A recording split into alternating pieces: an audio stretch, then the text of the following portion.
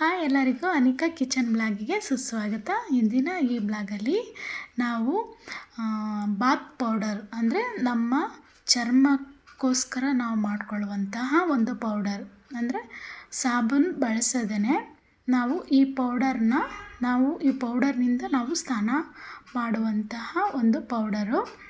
ಇದನ್ನ ಯಾವ ರೀತಿ ಮಾಡೋದು ಅಂತ ನೋಡೋಣ ಬನ್ನಿ.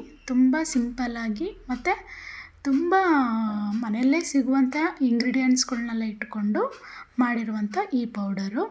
ಏನೇನಂತ ಇಂಗ್ರೀಡಿಯೆಂಟ್ಸು ನೋಡೋಣವಾ? ನೋಡಿ, ಒಂದು 13-14 ಇಂಗ್ರೀಡಿಯೆಂಟ್ಸ್ ಇದೆ.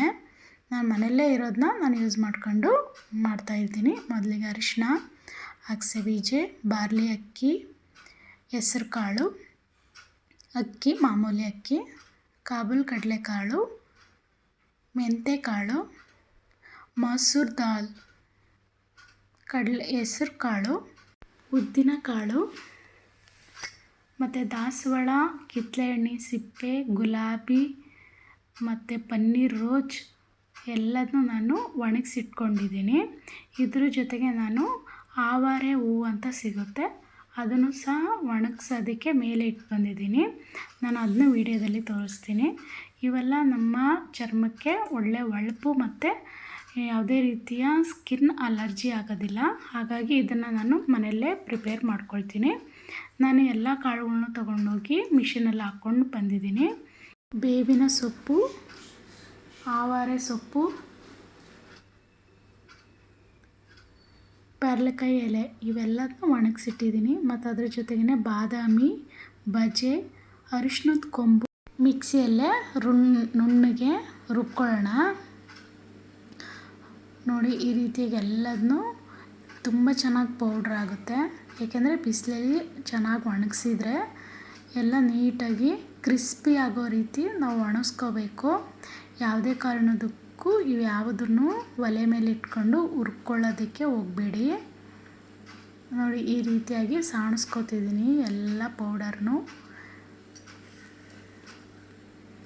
ಈ ಬಜೆ ಹಾಕೋದ್ರಿಂದ ಒಳ್ಳೆ ಕಲರ್ ಕೊಡುತ್ತೆ.